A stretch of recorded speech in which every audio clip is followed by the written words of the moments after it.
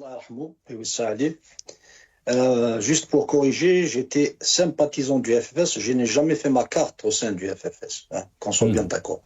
Militer pour le FFS sans être carté. Voilà. Maintenant, pour ce qui est de Hussein Ait Ahmed, je pense que on ne peut pas vraiment le séparer du destin de l'Algérie, qu'elle soit pendant la guerre de libération nationale ou après la guerre de libération nationale. Il est l'un des gardiens, je dirais, de l'Algérie. Ils sont nombreux, mais il est l'un des gardiens de l'Algérie parce que, vous allez le remarquer, durant des moments très difficiles, c'est un homme de position.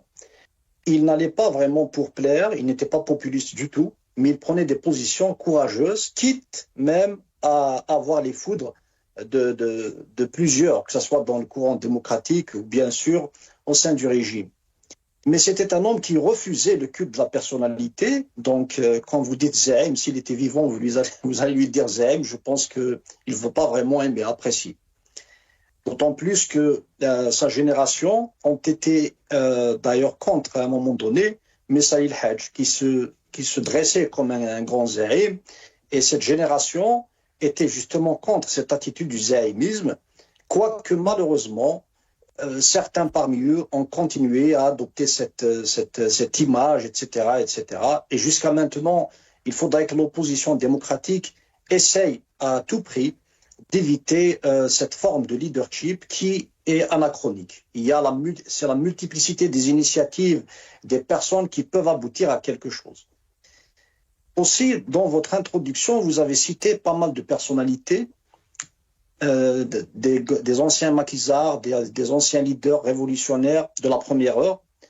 Mais quand même, j'aurais aimé entendre aussi parler d'Abban al-Mdhan et aussi l'un de ceux qui a inspiré Ait Ahmed, Laymesh Ali, et bien sûr son ami de combat, Missile Ali.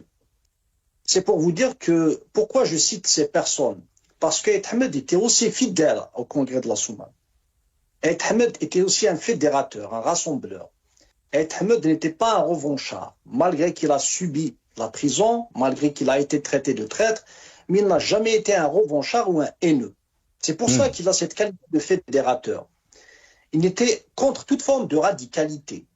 C'est pour ça qu'il s'est retrouvé à Saint-Égidio, avec lui et les autres bien sûr, pour proposer une issue à l'Algérie. Parce qu'il était contre la radicalité, seul le dialogue pouvait être, si vous voulez, une solution politique, le dialogue, pour dissiper, si vous voulez, pour assumer toutes ses responsabilités et ses responsabilités.